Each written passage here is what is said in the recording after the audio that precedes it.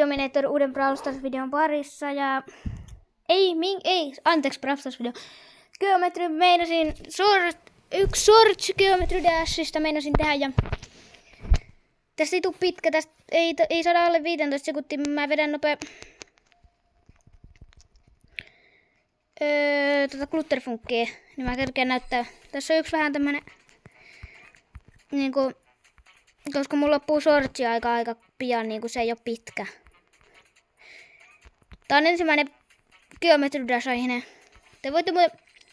Kertokaa sit kommenteissa, että kumpia te haluatte enemmän, noita Brawl Stars vai Geometry Dash-videoita. Juu, se meni huonosti. Oho, se oli vahinko, kun mä en painanut. Mä keskityin tähän puhumiseen ja näin, mutta... Mä näytän... Oi vitsit, mainos. Odottakaa hetki. Anteeksi, pahoittelut, mulla oli tää. Ui. Ihan loppuu pian aika, sortsi-aika. Mä näytän, mitkä mulla on läpästynyt. Toi lähti huonosti, mutta... Siis Stereo Madness, Back on Track, Polar Case, Tryout, Base After Base, Can Let Go, Jumper, Time Machine, ei ollut Time Machine kokonaan.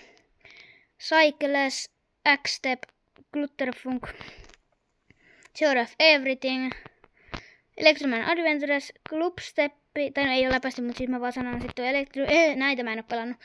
Blast Process, enkä tätäkään en oo pelannut, ja Finger Dash läpi. Ja kun mulla on tää lite tosiaan, mutta... Luultavasti seuraava video, mistä taas kuulette mun äänen, on seuraava Brawl Stars video. No itse asiassa en mä tiedä, Geometry Dash tai Brawl Stars, mutta juu. Moro, nähdään seuraava videos parissa.